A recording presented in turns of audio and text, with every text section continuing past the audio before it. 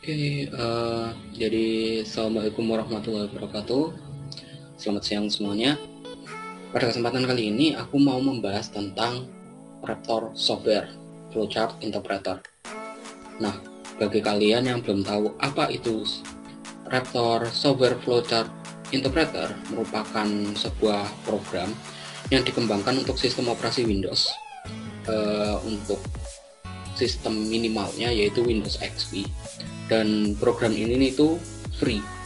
Raptor ini berfungsi untuk membantu siswa atau siapapun yang ingin mempelajari algoritma secara visualisasi atau langsung dalam bentuk gambar tampilan tanpa harus membuat sintaks flowchart. Raptor Flowchart Interpreter ini memberikan dukungan visual dan membantu pemrogram yang baru belajar pemrograman untuk lebih mudah memahami cara kerja suatu program dengan membuat flowchart atau diagram alur, atau bisa juga disebut dengan algoritma. Nah, seperti yang aku sebutkan tadi, Raptor Flowchart Interpreter ini dikhususkan untuk para programmer yang masih pemula, atau bisa dikatakan Raptor Flowchart Interpreter ini dapat menjadi media untuk pengantar pemrograman itu sendiri, di mana Raptor Flowchart Interpreter ini berfokus pada pembuatan algoritma yang hasil akhirnya berupa dua tipe, yaitu flowchart secara visual, tampilan gambar diagram alur, dan hasil akhir dari program flowchart itu sendiri. Jadi ketika flowchart yang dibuat itu sudah selesai, flowchart tersebut dapat di-running, dipresentasikan secara programmable, dan dapat ditampilkan hasil akhirnya seperti apa. Nah, baik, langsung saja. Ini adalah tampilan awal dari Raptor Flowchart Interpreter. Berisikan sebuah kanvas yang sudah disediakan, yaitu start entity dan end entity. Kemudian pada bagian sebelah kiri, yaitu ini, terdapat simbol-simbol yang nanti akan digunakan untuk membuat algoritma. Tadi aku mengatakan bahwa pada Raptor Flowchart Interpreter ini, diagram alur yang telah kita buat dapat di-running dan ditampilkan hasilnya. Nah, ketika diagram alur itu nanti kita running, hasil akhirnya, outputnya akan keluar pada ini, jendela master console. Di sini akan menampilkan output dari flowchart yang telah dibuat nanti. Baik, langsung saja kita mempelajari masing-masing simbol yang tertera pada sebelah kiri halaman flowchart, yang tertera pada sebelah kiri kanvas dari Raptor Flowchart Interpreter. Yang pertama adalah simbol assignment.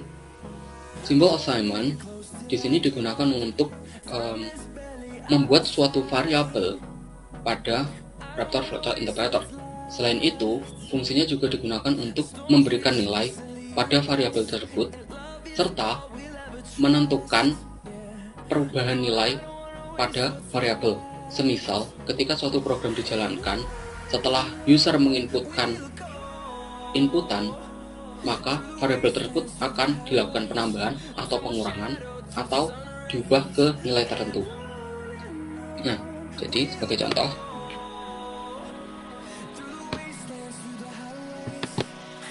edit.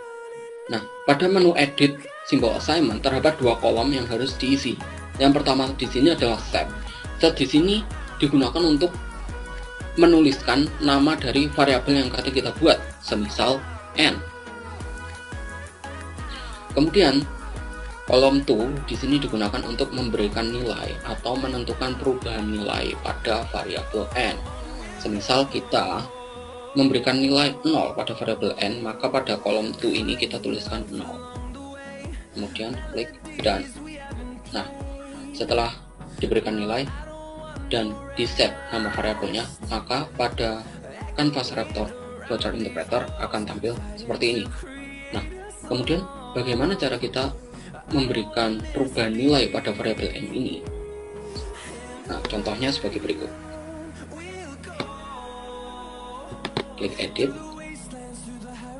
Nah, untuk menentukan atau memberikan perubahan nilai pada suatu variabel, maka di sini set tetap tuliskan nama variabel yang telah dibuat, yaitu n. Kemudian pada kolom to di sini kita tuliskan ketentuan perubahan nilai dari variabel tersebut. Misal n plus 1. Nah, di sini maksudnya variabel n ketika diinisialisasi tadi sebagai 0, pada tahap berikutnya akan ditambah dengan nilai 1. Nah, setelah kita klik done, maka tampilannya pada kanvas flowchart akan seperti ini. Nah, itu tadi adalah penjelasan untuk simbol assignment. Untuk simbol yang kedua adalah simbol call. Nah, simbol call di sini berfungsi untuk melakukan event handling. Pada tahap awal, simbol call memang sangat jarang digunakan karena simbol call seperti yang aku bilang tadi digunakan untuk event handling atau menangani suatu event. Apabila terjadi mouse click, maka akan menampilkan sesuatu. Apabila terjadi mouse click, akan mengubah nilai dari satu variabel. Seperti itu fungsi dari simbol call. Nah, kemudian untuk yang ketiga terdapat simbol input. Simbol input di sini digunakan untuk mengizinkan user memberikan inputan kepada program. Nah, contohnya seperti ini. Kita masukkan, kemudian klik kanan dan pilih edit.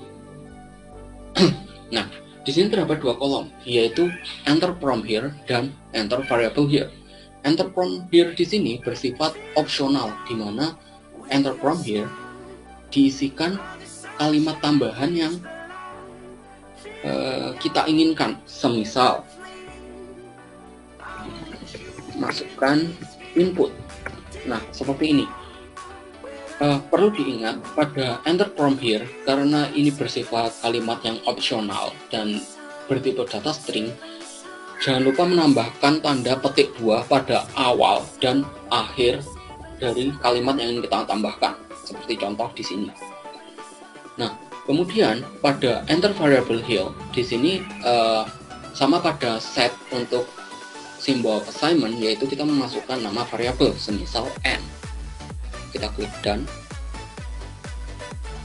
Nah, akan tampil seperti ini. Masukkan input get n. N di sini adalah variabel yang menyimpan inputan dari user. Nah, kemudian lanjut pada simbol yang keempat, yaitu output. Output di sini adalah simbol yang digunakan untuk menampilkan sesuatu, baik itu inputan user atau variabel yang memang disediakan pada sistem. Nah, contohnya seperti ini. Kita masukkan, klik kanan dan edit. Nah, di sini pada simbol output hanya terdapat satu kolom, di mana kolom ini dapat berisi prompt dan variabel, atau hanya prompt atau hanya variabel saja. Semisal kita ingin menampilkan hanya variabel usernya saja, yaitu n. Jadi pada kolom ini kita hanya masukkan n. Kemudian klik done. Nah, sepertinya tampilan dari simbol output yang telah di set untuk menampilkan suatu. Nah, ketika kita melakukan tes running, yaitu seperti ini. Klik run. Nah, pada masukkan input, maka akan keluar jendela atau Windows baru bertuliskan input dengan bertuliskan prompt yang telah kita custom tadi, yaitu masukkan input. Di sini kita memasukkan input misal angka 3, kemudian klik OK. Nah, pada simbol output akan menampilkan yaitu angka 3, di mana hasil outputnya akan ditampilkan pada jendela master console yang tadi aku sebutkan. Nah, kemudian di sini juga terdapat pemberitahuan run complete for symbols evaluate. Nah, seperti itu tadi contoh untuk yang input dan output. Nah, bagaimana caranya kita ingin menampilkan sesuatu selain variabel? Misal kita ingin menambahkan prompt tertentu. Nah, caranya seperti berikut. Kita klik edit. Di sini pada kolom kita masukkan prompt-nya. Misal input sama dengan, jangan lupa dalam penulisan prompt harus diawali dan diakhiri dengan tanda kutip 2. Oke, lanjut, diikuti tanda plus dan diikuti nama variabelnya tadi. Kita klik done. Nah, ketika kita running, kita masukkan lagi nilai dari variabelnya, yaitu misal 3. Kita klik OK. Nah, pada master console dapat terlihat perbedaannya. Ketika kita menambahkan prompt input sama dengan, maka pada master console outputnya juga akan seperti itu, input sama dengan 3. Oke, itu tadi adalah contoh untuk yang input dan output. Nah, untuk simbol yang berikutnya adalah simbol selection. Selection di sini adalah simbol untuk pemilihan kondisi seleksi, di mana akan ada kondisi yang bernilai benar, true, dan ada kondisi yang bernilai salah, false. Contoh paling sederhana dari penggunaan simbol ini adalah ketika kita ingin mengecek apakah bilangan ini bulat, apakah bilangan ini bilangan genap atau bilangan ganjil berdasarkan inputan user atau nilai dari suatu variabel yang telah dibuat. Untuk selection sendiri dapat berupa single selection ataupun nested selection. Nah, nested selection adalah kondisi di mana dalam suatu selection terdapat selection lain. Nah, kita langsung ke contohnya. Di sini contoh yang akan aku buat adalah mengecek apakah bilangan yang dimasukkan user adalah bilangan genap atau bilangan ganjil. Kita masukkan simbol input, edit, kita akan berikan prompt, masukkan input dengan nama variabel yaitu bilangan. Nah, kemudian setelah itu kita masukkan simbol selection. Nah, di sini pada simbol yang berbentuk bilah ketupat, kita klik kanan dan pilih edit. Nah, di sini akan muncul jendela baru yaitu enter selection condition. Di sini kita akan memasukkan kondisi untuk seleksinya. Nah, tadi kan kita akan mengecek apakah bilangan yang dimasukkan itu genap atau ganjil. Maka di sini kita masukkan dulu nama variabel bilangan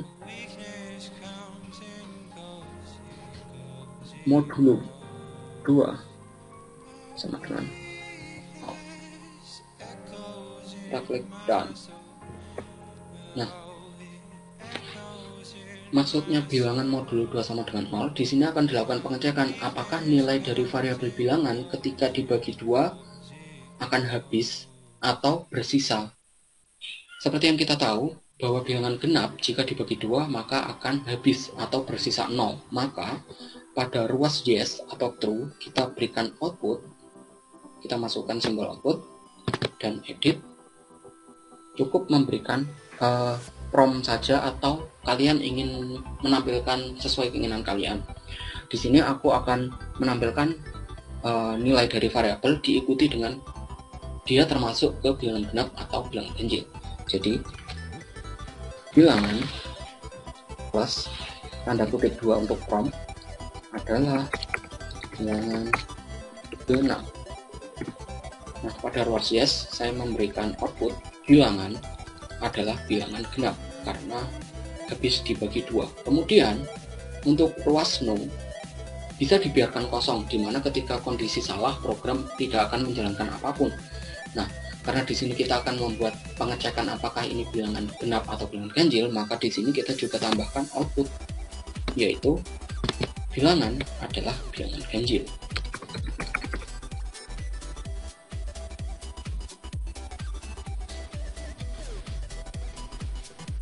Seperti ini. Nah, ini adalah program sederhana untuk mengecek apakah inputan user bilangan genap atau bilangan ganjil. Jadi kita coba run. Kita diberikan inputan yaitu masukkan input.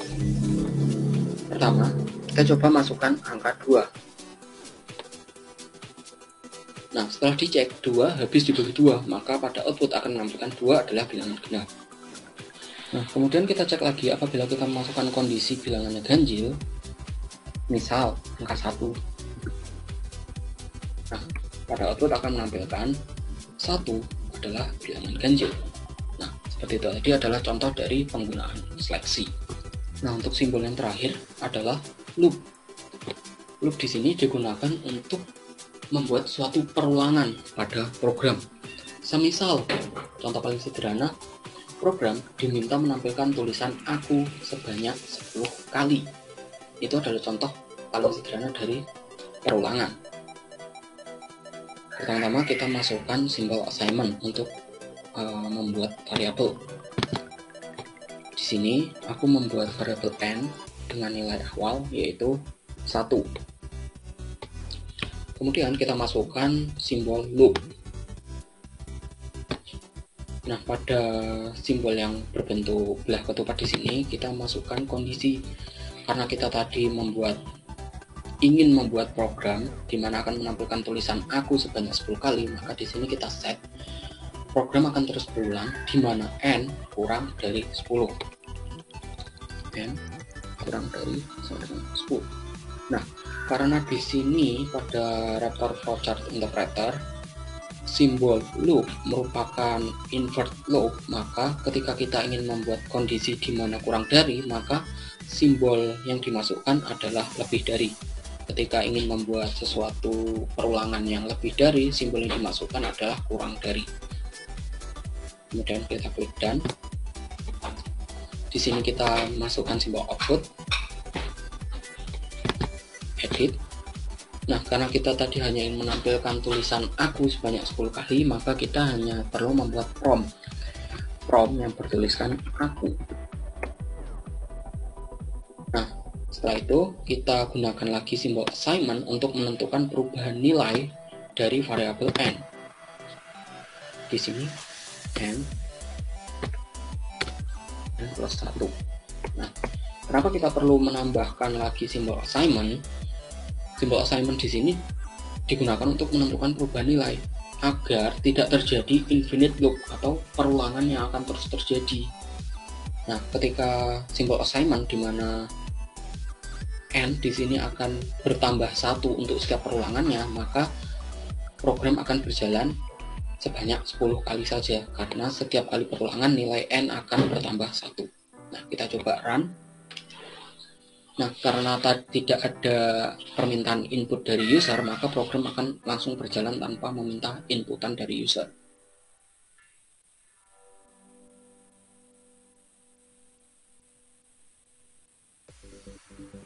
Nah, hasilnya seperti ini. Akan menampilkan aku, bertuliskan aku pada jendela akhir. Nah, baik teman-teman, aku rasa cukup itu dulu untuk yang video kali ini. Semoga bermanfaat.